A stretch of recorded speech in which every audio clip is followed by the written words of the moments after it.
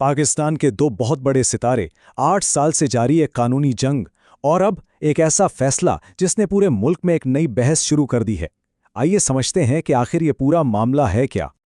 और इस फैसले का सबसे अहम हिस्सा 5 करोड़ रुपए। जी हां, 5 करोड़ रुपए का हर्जाना। ये रकम ही बताती है कि ये केस कितना संजीदा था। तो हुआ ये है कि लाहौर की एक अदालत ने 8 साल से चलने वाले इस हद के इज्जत के मुकदमे में गुलकार अली जफर के हक में फैसला सुना दिया है और मीशा शफी को हर्जाना अदा करने का हुक्म दिया है। चलिए अब देखते हैं कि अदालत ने अपने फैसले में आखिर कहा क्या है। इसकी तफसील में जाते हैं। अच्छा, इस पूरे केस को समझने के लिए एक चीज़ जानना बहुत ज़रूरी है, वो है एक्शनेबल डिफेमेशन, यानी काबिले कार्रवाई हद के इज्जत। इसका सीधा सा मतलब यह है कि अगर कोई ऐसी बात की जाए जो सच साबित ना हो सके और उससे किसी की साख को नुकसान पहुंचे, तो इस पर कानूनी कार्रवाई हो सकती है, और अदालत ने अपना फैसला बिल्कुल इसी बुनियाद पर दिया है। तो अदालत ने अपने नताइज में क्या कहा? नंबर 1, मीशा शफी की सोशल मीडिया पोस्ट में जो इल्ज़ामात थे वो झूठे, तौहीन आमेज और नुकसानदेह थे। नंबर 2, जिस्मानी हरासनी के जो इल्ज़ामात थे वो सच साबित नहीं हो सके। इसलिए अदालत ने कहा कि अली जफ़र को उनकी साख्त, वक़ार और जहनी तकलीफ के लिए हर्जाना मिलना चाहिए। और एक बहुत बड़ी चीज़, मीशा शफी पर मुस्तकिल पाबंदी लगा दी गई है कि वो ये इल्ज़ामात कहीं भी किसी भी मीडिया पर दोबारा नहीं दोहरा सकती। लेकिन सवाल यह है कि ये सब शुरू कहां से हुआ? साल 2018 में ऐसा क्या हुआ था कि ये केस पाकिस्तान का सबसे हाई प्रोफाइल #मीटू लम्हा बन गया? ये शुरुआत हुई इस पोस्ट से। अप्रैल 2018 में मीशा शफी ने लिखा, मुझे एक से ज़्यादा मौक़ों पर अपनी इंडस्ट्री के एक साथी अली जफ़र के हाथों जिस्मानी नौयत की जिनसी हरासानी का सामना करना पड़ा है। इस एक पोस्ट ने आलमी #मीटू तहरीक के पस मंज़र में पाकिस्तान में जैसे एक तूफ़ान ला दिया। और बस यहीं से दो अलग अलग रास्ते निकल गए। एक तरफ मीशा शफी थीं, जो एक आलमी मीटू तहरीक का हिस्सा बनकर बोल रही थीं। दूसरी तरफ अली जफर का फौरी जवाब आया।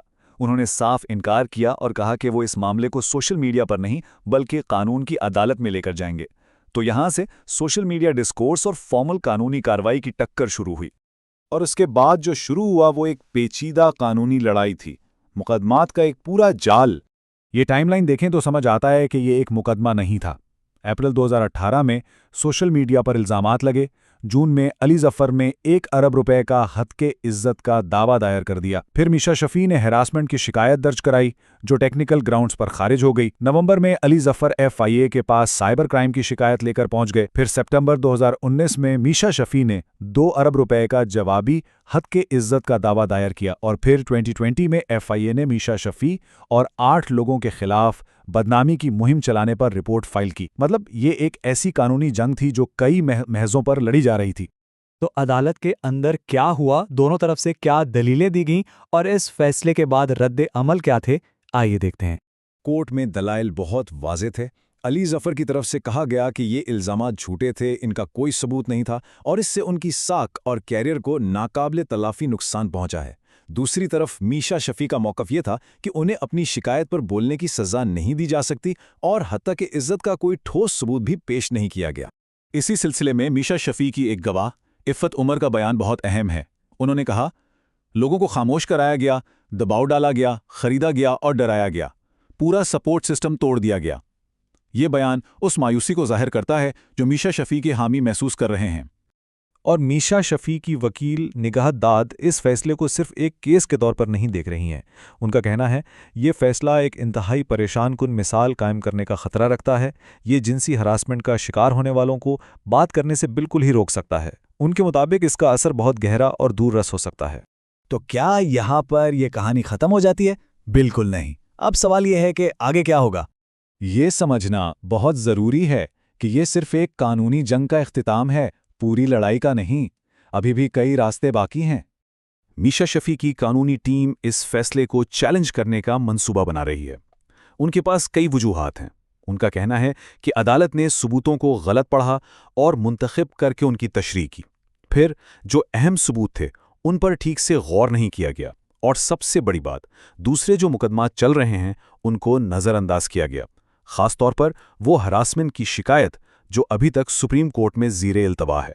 जी हाँ, इस हद के इज्जत के केस के अलावा भी कई केसेस अभी चल रहे हैं।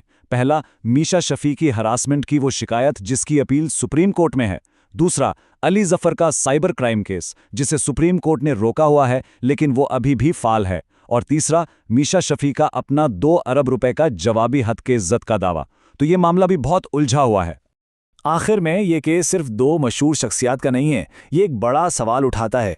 जब अदालत में एक तरफ किसी की साख्त दांव पर लगी हो और दूसरी तरफ किसी की गवाही, तो इंसाफ की शक्ल क्या होती है? हमारा कानूनी निज़ाम इसका फैसला कैसे करता है?